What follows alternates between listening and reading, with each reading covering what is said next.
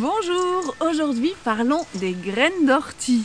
Dans une précédente vidéo, je vous ai présenté plusieurs de mes réserves aux plantes sauvages que je fais pour l'hiver, dont les graines d'ortie. Je me fais toujours un ou plusieurs bocaux de graines d'ortie pour passer l'hiver parce que ça c'est un super aliment.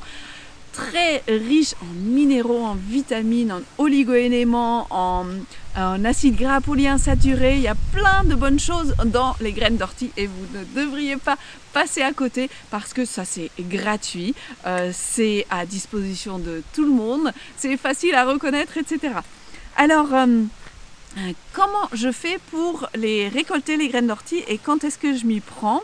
Donc je démarre généralement les graines d'ortie qui botaniquement, il faudrait dire fruits d'ortie, ils sont mûrs à partir de début août, je dirais, je commence ma récolte. Au stage début octobre, on a récolté encore des graines d'ortie qui étaient des repousses. Après des fauches, les orties étaient remontées et avaient fait donc des fruits un peu plus tard. Alors, vous voyez, l'ortie, son nom latin, c'est Urtica dioica. Et dioïque, ça veut dire de maison et ça indique que c'est une plante qui a des fleurs mâles et fleurs femelles distinctes et sur des pieds différents. Donc il y a certaines plantes d'ortie qui sont mâles et d'autres plantes d'ortie qui sont femelles.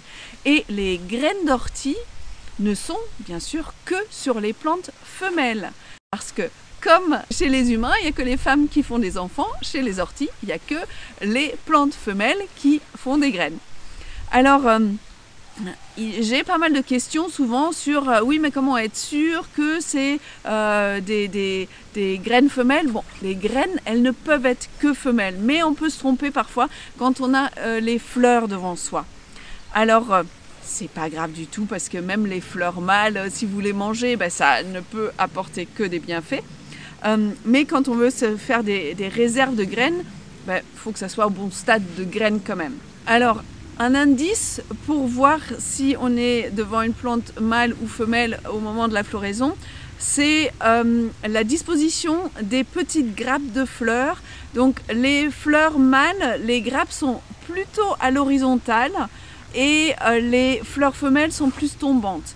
Et de toute façon, quand les fleurs femelles ont été pollinisées et se transforment en fruits, donc quand vous avez les graines, les grappes sont vraiment tombantes, elles sont chargées, même souvent ça amène tellement de poids que vous avez l'ensemble de la plante d'ortie qui se penche comme ça et vous avez toutes les grappes qui pendent là.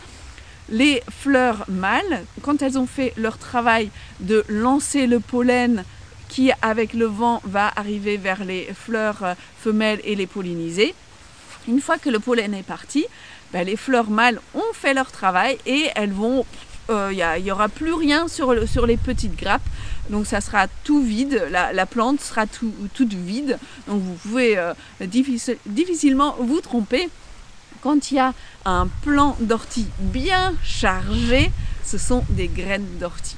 Moi, j'aime bien les cueillir quand les graines d'ortie sont encore vertes, vont un petit peu vers la couleur marron, mais pas quand c'est complètement marron et quand ça commence déjà à tomber. Le goût change un petit peu, plus c'est vert, plus vous avez encore ce goût d'ortie qui est là, et plus ça devient marron, plus c'est côté noisette, mais quand c'est un peu trop desséché, les graines tombent déjà.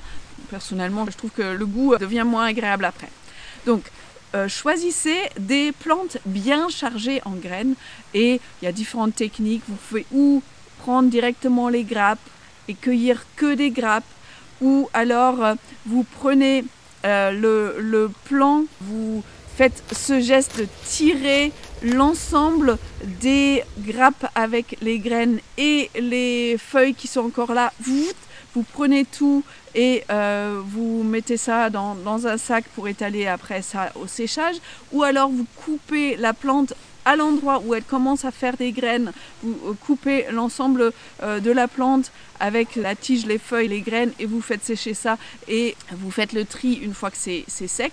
Donc l'important, peu importe ce que vous utilisez comme technique, c'est de bien étaler votre récolte, de laisser sécher et après de séparer les petites graines de leur grappe en frottant. Je passe tout ça dans un tamis et donc vous allez avoir les feuilles, les petites tiges des grappes qui vont rester dans le tamis et les graines qui tombent. Alors il faut un tamis à maille un peu plus large qu'un tamis de farine, un tamis normal qu'on a dans la cuisine. Donc personnellement j'ai trouvé ça, c'était dans une brocante mais vous pouvez trouver ça aussi dans un magasin de bricolage. Voilà, c'est des tamis de maçon en fait que vous pouvez utiliser. Et donc après vous avez vos graines d'ortie que vous pouvez mettre dans un bocal comme ça et garder pendant tout l'hiver pour vous en servir tous les jours. Alors, qu'est-ce que je fais? Comment je mange mes graines d'ortie? Tout simplement, vous pouvez les saupoudrer sur vos salades, sur vos tartines, sur vos soupes au dernier moment, dans vos mueslis. J'en fais un super miam aux fruits dont je vais vous donner la recette bientôt dans une prochaine vidéo parce que j'utilise une autre plante sauvage aussi là-dedans et donc je vais vous montrer tout ça. Et là, ce que je voulais vous montrer, ce que j'ai fait avec, ce sont des galettes, des petites galettes de lin avec des graines d'ortie. Là, c'est la version crue parce que peut ou les faire sécher, le mieux c'est d'avoir un déshydrateur, ou alors les cuire au four. Et là j'ai pris la version crue qui garde encore mieux toutes les propriétés qui sont dans les graines d'ortie et aussi dans les autres ingrédients que j'utilise. Donc en fait, je vais vous mettre la recette dans l'article qui va accompagner cette vidéo. Donc je prends des graines de lin, je verse non, je les moue un petit peu, je verse de l'eau dessus et je laisse gonfler parce que les graines de lin sont très riches en mucilage et ça va gonfler, ça va faire comme une pâte, c'est un peu gélatineux. Et après j'ajoute les graines d'ortie, des graines de tournesol, tout ce que j'ai sous la main. Là j'ai mis des graines de sésame, un peu de sel, on peut mettre des aromates aussi si on veut. Mais ici ça a déjà bien le goût des graines d'ortie.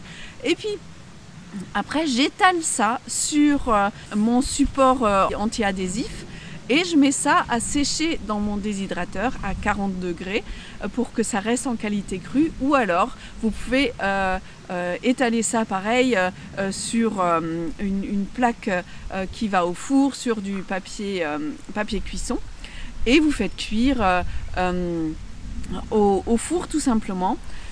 Le mieux, alors ici je l'ai oublié, le mieux c'est avant la cuisson ou avant le séchage d'inciser un peu avec un couteau retourné pour faire des marques et comme ça après, une fois que c'est cuit ou sec, vous pouvez facilement vous faire des galettes un peu sous la forme en losange ou en carré comme ça.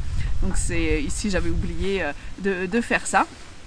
Et ça, ce sont des galettes que j'utilise avec mes petites crèmes à tartiner ou juste comme ça pour grignoter. Donc c'est très sympa pour utiliser les graines d'ortie. Voilà une façon de les utiliser. Et puis bien sûr, vous pouvez aussi les mettre dans vos pâtes à quiche par exemple, dans du pain, même dans des petits gâteaux. Mettez-en peu au départ parce que ça donne un goût quand même, il faut l'aimer et augmenter si vous aimez ça. Vous pouvez les utiliser aussi dans des petites barres énergétiques à base de dattes, de flocons d'avoine, des choses comme ça. Il y a aussi une recette sur mon blog en ce sens. Et puis surtout, prenez-en tous les jours un petit peu, une cuillerée à café à une cuillerée à soupe à peu près tous les jours pour vous donner du peps pendant tout l'hiver. Voilà, quelques idées autour des graines d'ortie. J'espère que ça vous aura fait envie de les utiliser dans votre quotidien également. C'est disponible pour tout le monde gratuitement et partout, facile à reconnaître. Donc ça a plein d'avantages et de bienfaits. Pour aller plus loin, plantesauvagescomestibles.com. Si cette vidéo vous a plu, mettez un j'aime, abonnez-vous et je vous dis à bientôt.